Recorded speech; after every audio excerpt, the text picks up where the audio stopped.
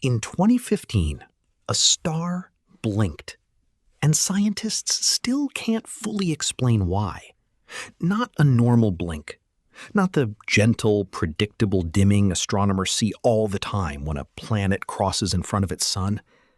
This star dimmed by up to 22%, sometimes more, in patterns so irregular and so extreme that for a moment, some of the most respected scientists in the world quietly considered a possibility they never expected to say out loud.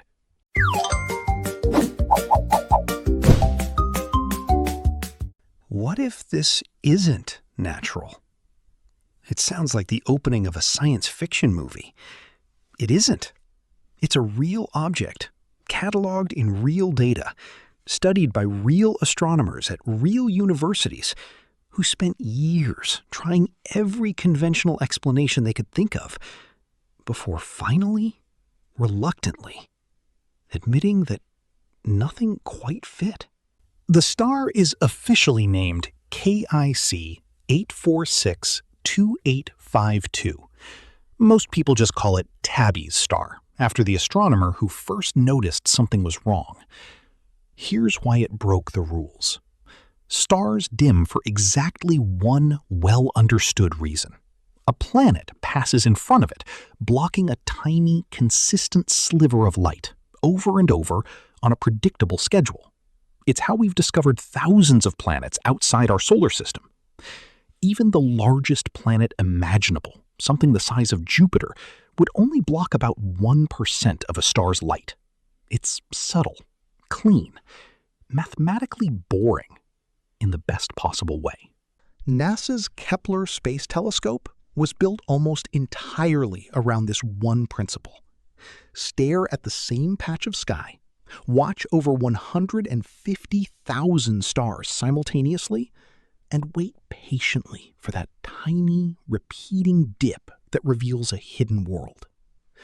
For years, it worked exactly as designed, finding planet after planet through the same clean, predictable rhythm. Tabby star didn't do boring. In 2011, a citizen science project called Planet Hunters asked ordinary volunteers to sift through data from NASA's Kepler Space Telescope, looking for the tiny dips in starlight that hint at hidden planets. Thousands of people combed through the numbers.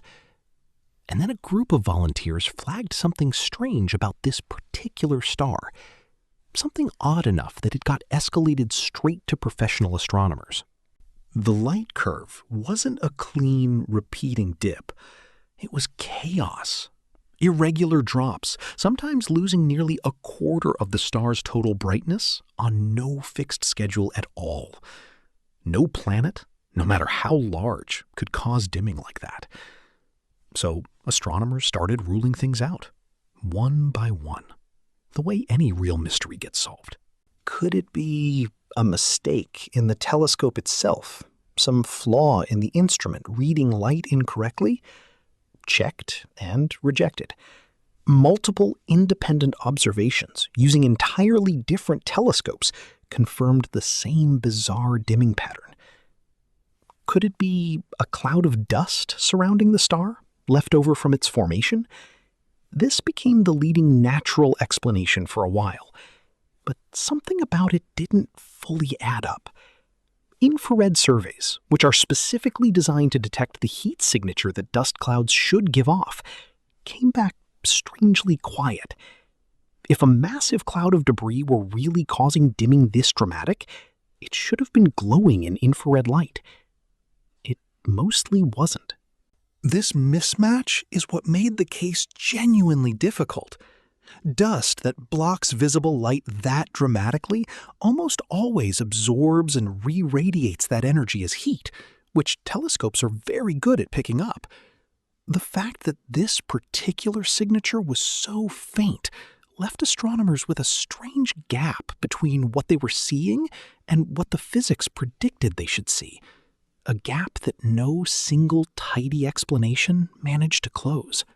Could it be the shattered remains of a destroyed planet or comet drifting in an irregular swarm around the star? possible.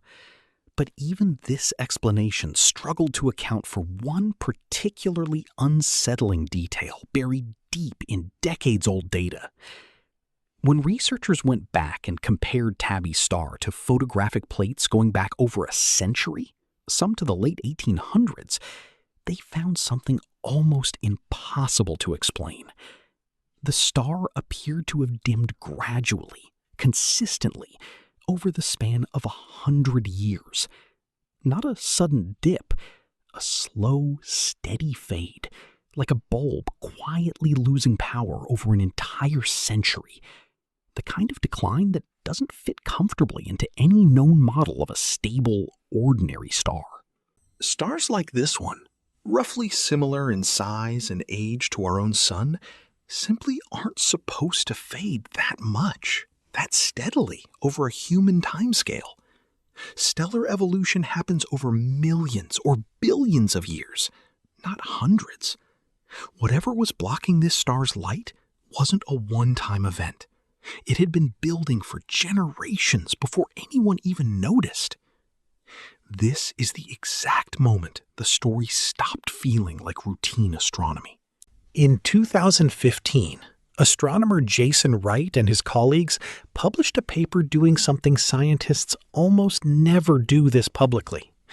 They seriously proposed, as one hypothesis among several to be tested and most likely ruled out, that the irregular dimming pattern was at least consistent with what you'd expect from a massive artificial structure partially encircling the star. The concept even has a name, first proposed decades earlier by physicist Freeman Dyson: a Dyson Sphere, a theoretical megastructure an advanced civilization might build to completely surround its star, capturing almost all of its energy output instead of letting it radiate uselessly into empty space. If a civilization ever built something like that, even partially, even unevenly, the light passing around it from our perspective would look exactly like this: irregular, non-repeating, blocking wildly different amounts of light at different times. Because an unfinished, asymmetrical structure doesn't dim a star the clean way a planet does. Think about the scale required for something like that to actually work. A structure large enough to meaningfully block a star's light would need to be built from a volume of material far exceeding every planet, moon, and asteroid in an entire solar system combined. It's not a spacecraft. It's not a satellite. It's closer to disassembling entire worlds and rebuilding them into a shell around a sun. The kind of engineering that wouldn't just represent advanced technology, it would represent a civilization operating on a scale humanity hasn't even begun to conceptualize. Nobody serious ever claimed they'd found aliens. Every scientist involved was careful, almost defensive, about saying this was the least likely explanation on a long list of possibilities. But the fact that a legitimate, peer-reviewed hypothesis had to include the phrase megastructure at all tells you exactly how strange this star really is. Then, in 2017, astronomers got a rare piece of luck. Tabby's star dimmed again, in real time, while telescopes across the world were watching closely for the very first time. This was different from studying old data after the fact. Astronomers had been waiting, cameras aimed and ready, hoping to catch the star in the act. And in May of that year, it obliged. Dipping in brightness while dozens of observatories, professional and amateur alike, watched together in something close to real time. For a few days, this single, distant star became one of the most closely observed objects in the night sky. And the data ruled something out. If the dimming had been caused by a solid object, whether artificial or natural, it should have blocked all wavelengths of light equally. Instead, the star dimmed unevenly across different colors of light, more in blue wavelengths than in red. That specific pattern points toward dust, tiny particles that scatter light differently depending on its wavelength, rather than any single large solid object passing in front of the star. So the leading scientific explanation today is dust. An unusually dense, unusually irregular cloud of it, possibly the wreckage of a destroyed moon or planet, possibly debris still settling into a new pattern, orbiting Tabby's star in a way we've genuinely never observed anywhere else. But here's what still hasn't been explained. Dust alone struggles to fully account for that century-long, gradual dimming trend. It struggles to explain why the pattern is this specific, this irregular, at this specific star, and nowhere else we've found. Scientists have proposed exocomets, shattered planetesimals, even a temporary phase of unusual stellar activity. And every explanation gets us closer, but none of them close the case completely. Tabby's star remains, to this day, one of the strangest objects human telescopes have ever pointed at. And that's really the part worth sitting with. Not that aliens built something out there, because they almost certainly didn't. The real story is stranger than that. It's that in an era when we can map galaxies billions of light years away, predict the death of stars down to the decade, and detect planets by the way they nudge starlight by fractions of a percent, one single star, sitting quietly a little over 1,000 light years from Earth, can still make our best scientists shrug and say, honestly, we're not completely sure. That's a rare thing to hear from modern science. We're used to certainty. We're used to answers arriving quickly, confirmed, filed away, moved on from. Tabby's star refuses to cooperate with that expectation. It's been studied by some of the most capable telescopes and most experienced astronomers on the planet for nearly a decade now, and it still keeps a piece of itself hidden. The universe doesn't run out of mysteries just because we got better telescopes. It just finds smaller, stranger corners to hide them in. So, somewhere out there tonight, a distant star is still flickering.